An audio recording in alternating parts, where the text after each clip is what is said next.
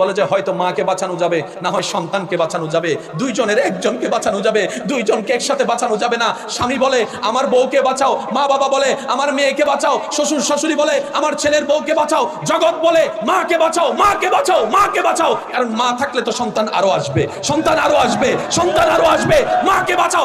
সবাই বলে মাকে বাঁচাও। ডাক্তারের মনে একটা ইচ্ছা জাগলো, মাকেও একবার জিজ্ঞেস করি সেই মাটার রায়টা কি, বক্তব্যটা কি। সবাই বলে মাকে বাঁচাও। মাকে যখন জিজ্ঞেস করা হলো, মা বলে যে আমার স্বামীর কথা শুনেন না, আমার মার কথা শুনেন না, আমার বাবার কথা শুনেন না, আমার শ্বশুর শাশুড়ির কথা শুনেন না, আমার কথাটা শুনেন ডাক্তার। আমি তো দেখেছি দুনিয়াটা কি রঙের, আমার এই বাচ্চাটা এখনো দুনিয়া দেখে নাই, দুনিয়া দেখে নাই, এখনো দুনিয়া দেখে নাই। আমি তো দেখেছি ফলের স্বাদ কেমন, আমের স্বাদ কেমন, আমার বাচ্চা এখনো সেই স্বাদটা পায় নাই। ডাক্তার গো, ও আমার ডাক্তার ভাইয়া, তুমি আমার বড় ভাইয়ের মতো, অনুরোধ করে বলি দুইজন থেকে যদি একজন বাঁচানো যায়, আমাকে বাঁচাইও না, আমার সন্তানকে বাঁচাও, আমার সন্তানকে বাঁচাও, আমার সন্তানকে বাঁচাও। আমি স্বার্থপরের মতো নিজে বাঁচার জন্য সন্তানকে মারতে আমি মা পারবো না, আমি মা পারবো না, আমি মা পারবো না। আমি দরকার হলে মরে যেতে রাজি, আমার সন্তানের মুখে আমি হাসি দেখতে রাজি।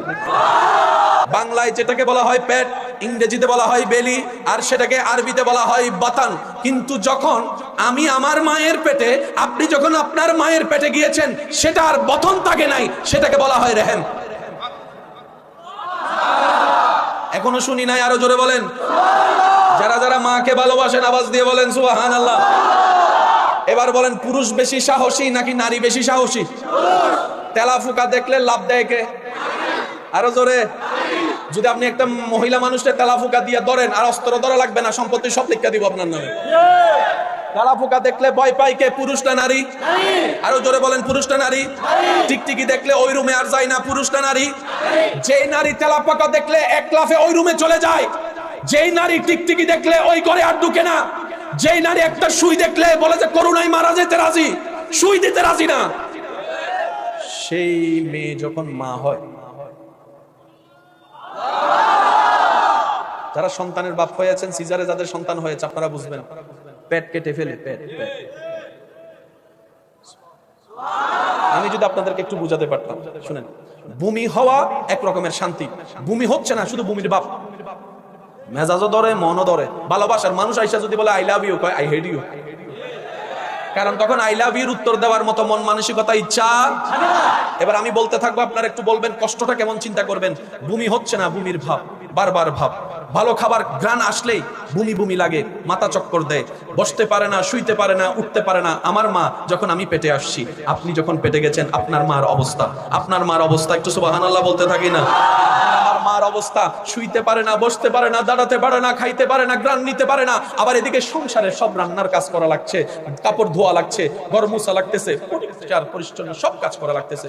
কিন্তু আমার মা কখনো আমাকে নিয়ে বিরক্ত হয় নাই, আপনার মা আপনাকে নিয়ে কখনো বিরক্ত বোধ দেখায় নাই, বিরক্ত বোধ দেখায় নাই। সারাদিন কাজ করা মানুষের একটু তো ঘুমের দরকার, এটা নিয়ে তো কারো কোনো দাবি নাই, প্রত্যেকটা মানুষের তো ঘুমানোর অধিকার আছে। কিন্তু আমরা যখন মায়ের পেটে আসছিলাম, রাতে 2টা-3টা বাজে লাথি মেরে মাকে ঘুম থেকে জাগাইয়ে দিয়েছিলাম। আমার মা, আপনার মা, সে ব্যথা, সে কষ্ট, যেখানে রাগ হওয়ার কথা, কাঁচা ঘুম ভাঙার কারণে, সেখানে আপনার মা, আমার মা মুস্কি মুস্কি হাসতে শুরু করলেন, মুস্কি মুস্কি হাসতে শুরু করলেন, এক কেমন জানি এক আনন্দ অনুভব করতে লাগলেন। জগৎ জিজ্ঞেস করে, মারে তুই সারাদিন কাজ করে 12টায় ঘুমাতে গেলি, 2টায় তোর চোখ খুলে গেল, বাচ্চা লাথি মেরে, তোর কি একটু রাগ লাগে না? বলে স্বাভাবিক সময় হলে রাখতো, কিন্তু আজকে ব্যথাটাও খুব মজার লাগে, লাথিটাও খুব আনন্দের লাগতেছে, মজা লাগতেছে, আজান্দা লাগতেছে। আমি খাইতে পারি না, মন ভরে অনেক দিন হয়ে গেল, কিন্তু আমার ক্ষুধা লাগে না, আমার দুর্বলতা লাগে না। এবার যখন পেট বড় হয়ে গেল,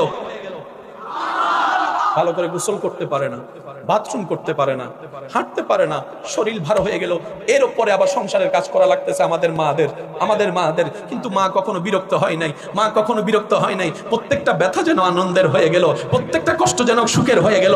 আপনার আমার মা এইরকম কষ্ট সইতে সইতে, এবার মার পেইন ব্যথা যখন উঠলো, হসপিটালে নিয়ে গেল, ডাক্তার চেক আপ করে বলে, না না, এখানে তো বড় ক্রিটিক্যাল সিচুয়েশন দাঁড়িয়েছে। বলে, জিজ্ঞেস করে কি? বলে যে হয়তো মাকে বাঁচানো যাবে, না হয় সন্তানকে বাঁচানো যাবে, দুইজনের একজনকে বাঁচানো যাবে, দুইজনকে একসাথে বাঁচানো যাবে না। স্বামী বলে আমার বউকে বাঁচাও, মা বাবা বলে আমার মেয়েকে বাঁচাও, শ্বশুর শাশুড়ি বলে আমার ছেলের বউকে বাঁচাও, জগৎ বলে মাকে বাঁচাও, মাকে বাঁচাও, মাকে বাঁচাও। কারণ মা থাকলে তো সন্তান আরো আসবে, সন্তান আরো আসবে, সন্তান আরো আসবে, মাকে বাঁচাও। সবাই বলে মাকে বাঁচাও। বাঁচাও। ডাক্তারের মনে একটা ইচ্ছা জাগলো, মাকেও একবার জিজ্ঞেস করি সে মাটার রায়টা কি, বক্তব্যটা কি। সবাই বলে মাকে বাঁচাও। মাকে যখন জিজ্ঞেস করা হলো, মা বলে যে আমার স্বামীর কথা শুনেন না, আমার মার কথা শুনেন না, আমার বাবার কথা শুনেন না, আমার শ্বশুর শাশুড়ির কথা শুনেন না, আমার কথাটা শুনেন ডাক্তার। আমি তো দেখেছি দুনিয়াটা কি রঙের, আমার এই বাচ্চাটা এখনো দুনিয়া দেখে নাই, দুনিয়া দেখে নাই, এখনো দুনিয়া দেখে নাই। আমি তো দেখেছি ফলের স্বাদ কেমন, আমের স্বাদ কেমন, আমার বাচ্চা এখনো সেই স্বাদটা পাই নাই। ডাক্তার গো, ও আমার ডাক্তার ভাইয়া, তুমি আমার বড় ভাইয়ের মতো, অনুরোধ করে বলি দুইজন থেকে যদি একজন বাঁচানো যায়, আমাকে বাঁচাইও না, আমার সন্তানকে বাঁচাও, আমার সন্তানকে বাঁচাও, আমার সন্তানকে বাঁচাও। আমি স্বার্থপরের মতো নিজে বাঁচার জন্য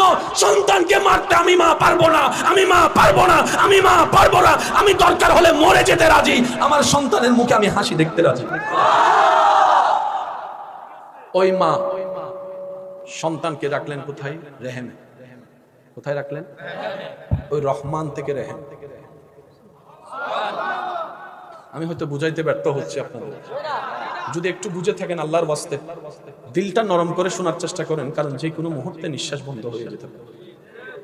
আগে একটা সময় ছিল মানুষ মরার জন্য একটা বয়স হতো, দাড়ি সাদা হতো, দাঁত পড়ে যেত।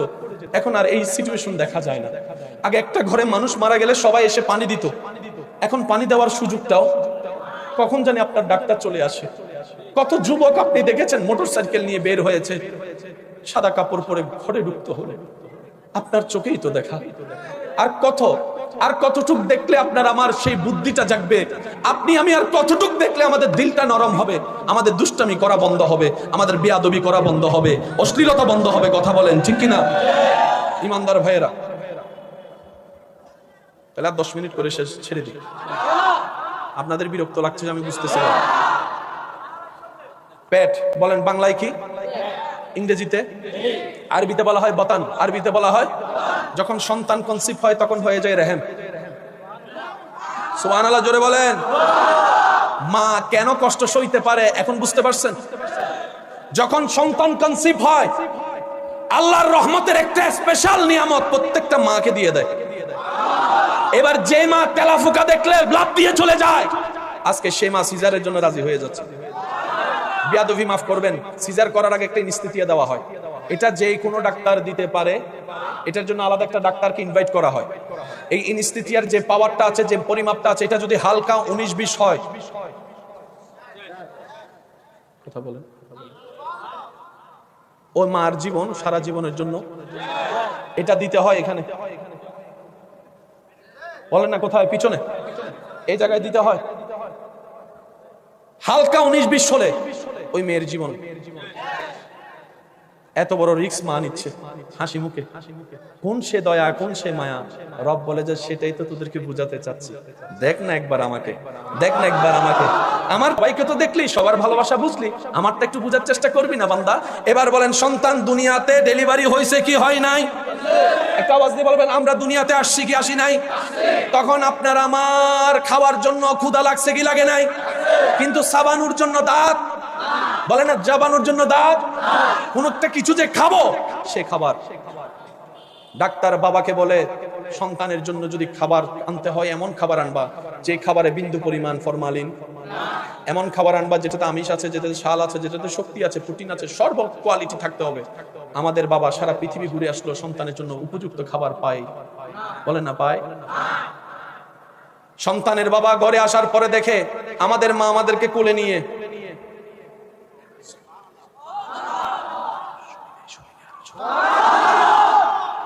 বাবা জিজ্ঞেস করে, বউ গো কি করো? সন্তানকে খাওয়ায়। সন্তানকে খাওয়া মানে খাবার করতে গে যিনি পাঠিয়েছেন, যিনি বানিয়েছেন, যিনি পাঠিয়েছেন, যিনি সাজিয়েছেন, তিনিই যত্ন নিচ্ছেন, তিনিই খাবার দিচ্ছেন, তিনিই খাবার দিচ্ছেন, তিনিই খাবার দিচ্ছেন। ডেলিভারির 3 মাস আগে এই স্তনে কোনো দুধ ছিল না, সন্তান আসার সাথে সাথেই। আমি সবার মুখে শুনতে চাই, আরো জোরে বলেন সুবহানাল্লাহ।